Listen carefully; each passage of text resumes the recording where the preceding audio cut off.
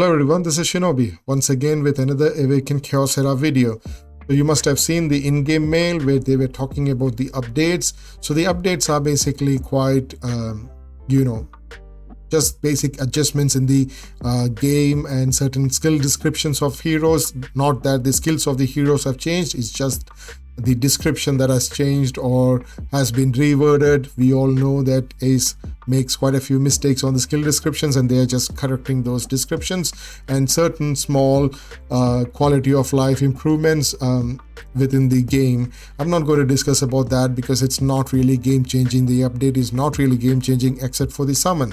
The summon, which is a new event starting tomorrow and lasting up to November 10th, is a Mystique summon event. So what it means is that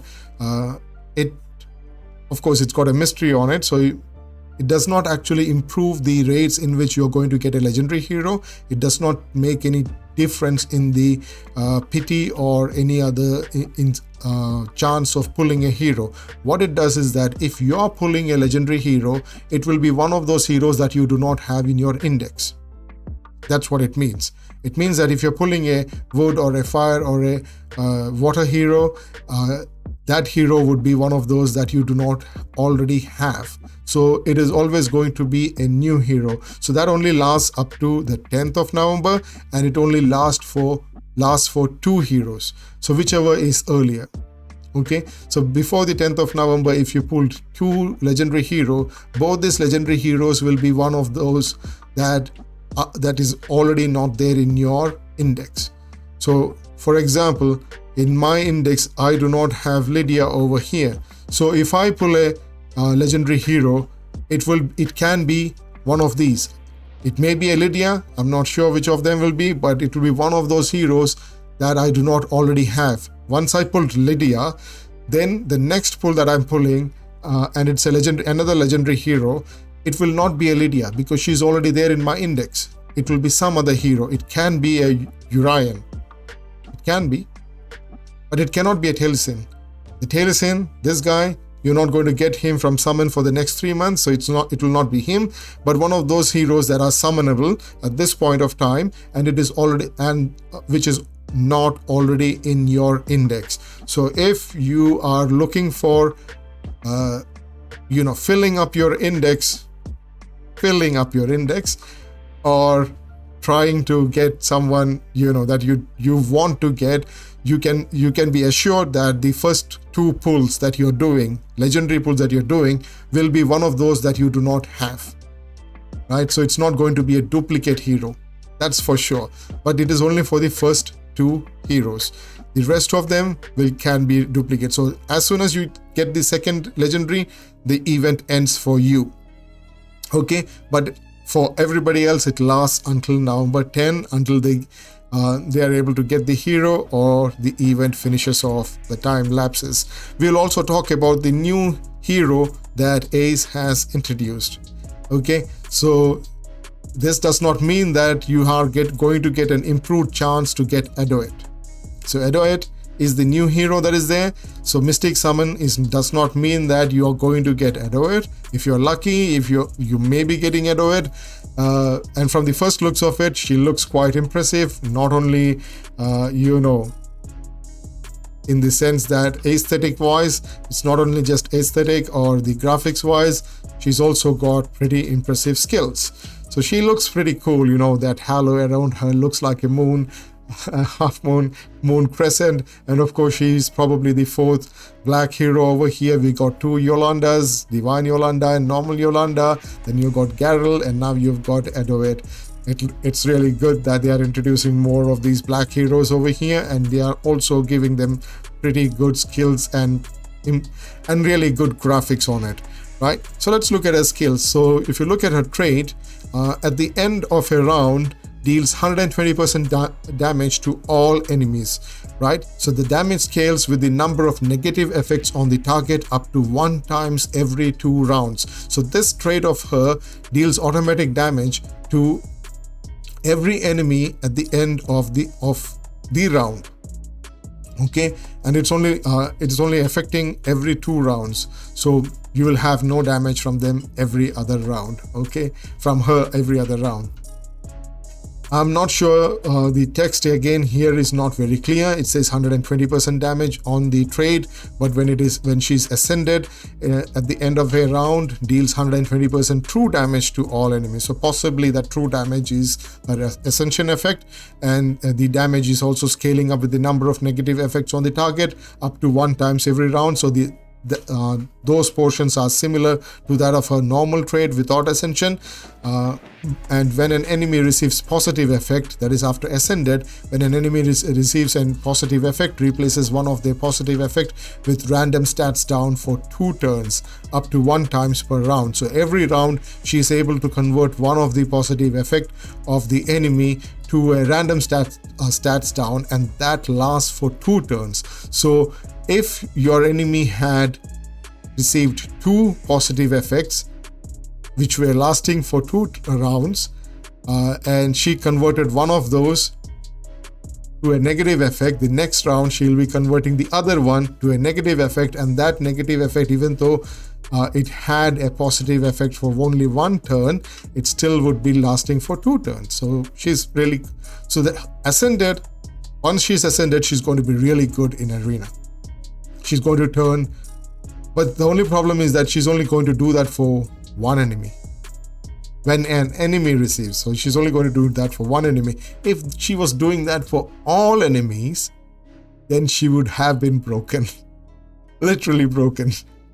Okay, anyways, so her trait looks awesome and her basic skill is just as awesome. So what she does is she deals 110% damage. That is with masteries. Without mastery, she's only going to deal 100% damage to 1 enemy and applies 2 random stats down, not 1. She's similar. Her skills are similar to that of Okubi, but in here she does that on her basic skill, and she lands 2 random stats down. So that's huge. Doesn't matter what kind of stats down she's doing. If she's landing decreased resistance or decreased focus, it still is really good. So she's doing that every time she deals basic damage. Every time. We'll talk about the strategy and gear of her after this, but yeah, she's basically a debuffer. She's trying to debuff people, control people. That's what she's doing. So her special skill, it deals 150% damage to 1 enemy and applies silence for 1 turn. If the target has 3 or more negative effects, apply stun to the target and 1 random enemy for 1 turn. So you obviously know that her basic is going to deal 2 random stats on the enemy for 2 turns. So she can do the basic on one of the enemy, and then she can go do the special on that enemy, and that enemy is now going to have 3 negative effects on themselves, and basically, it says negative effect, I'm not sure if that will count as silence as a negative effect, but anyway, as soon as they get 3 negative effects and she's dealing this damage and she's dealing this attack on the enemy, then she's going to stun her. She's not only going to stun that target, she's also going to stun a random one. So she's basically going to stun 2 people, which is great, really cool. So the skill, her special is also looking quite cool. Really good. And her ultimate deals 120% damage to all enemy, also applies attack down for 3 turns, crit damage down for 2 turns, and damage down for 1 turn. That part, that damage down for 1 turn is not something that I like. Like literally, she has to, her special requires 3 negative effects, right? Her special requires 3 negative effects. Possibly you might have to use her with some other debuffer as well. I wish it was like I wish at least the damage down should have been for 2 turns, if not for 3 turns. She's anyhow dealing 3 attack down for 3 turns, and this cooldown is for 3 turns when you do the mastery. Otherwise, it is for 4 turns. So remember that. Please do not count mastery's cooldown when you are reading the skill of a hero. So without masteries, she's going to have only 4 turn cooldown. Okay, so Withering Touch is going to be for 4 turns, and she's going to deal attack down for 3 turns, crit damage down for 2 turns, and damage down for 1 turn. Wish that was for 3 turns, and then she can do the special after this and stun at least 2 people. Okay, so her skill looks pretty good. You can look at the stats of her. Her speed is reasonable. 128 speed is quite okay. Not in the S tier, but still it's okay. Crit rate is fine. Her health and her defense are quite low. She's got a stats of an attack champion. She's got an S tier attack. And she's also dealing all these debuffs. This is why I said in my previous video that I do not like attack champions to have all these debuffs. If they are going to deal all these debuffs, then the problem would be that we will not be able to give them enough focus. Now this hero requires a lot of focus. It's not guaranteed. You can see that these debuffs are not guaranteed. If they were guaranteed, or if they were like something that say that it doesn't require focus or cannot be resisted, then I would say that yeah, she will be a really OP hero. But at this point of time, if you're going to use her because of her debuffing skills, then I think like she will lack in attack stats. She's not going to deal enough damage, right? And anyways, her multipliers are not that high. Her basic is only 100%. Her special is like 100 and what's her special? Her special's like 150%, and her ultimate is again 120%. So she's not going to deal huge amount of damage. Even though her attack is at S tier, she's not going to deal that kind of damage that we would think that she will be dealing. I think like we can just, it depends on, we might have to test them to see but from the first look of it, it's better that we build her in a focus set, focusing on her focus. Okay, give more impetus on her focus rather than giving more impetus on her damage. But possibly, I don't know, when we test her, she may be dealing really good damage with her special, just like Antinua, but then Antinua has got the mechanism to do multiple hits, right? She doesn't have that. So I think like if you're going to use her as a debuffer, then it's better to use her as a debuffer, give her more focus. But then when we test her, if we see that she's able to deal a lot of damage, then we will certainly be using her as a damage dealer. In any case, that's all that I wanted to discuss about. If you're interested in doing the Mystique summon, I know it's going to be quite tedious because we just went through an event and we may not be having enough summons with us, and so filling up our index is not going to be our priority at this moment.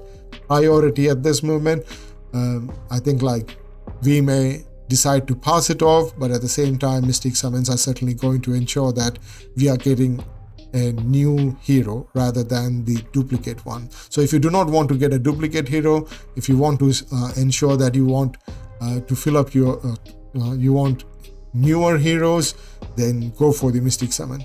Yeah, remember, there is no increased drop rate. It's going to be normal. So you will have to spend exactly the same amount of summoning crystals just like usual, without getting any increased chance of getting the legendary. But if you are lucky to get the legendary, it will be a new one. That's the only guarantee you can get from the Mystique summon. So that's it from me. Please like and share my videos and subscribe to my channel. It encourages me in making more videos and also improves my channel. Thank you so much for your time. Peace, love, and blessings to all of you. Enjoy your day. Bye.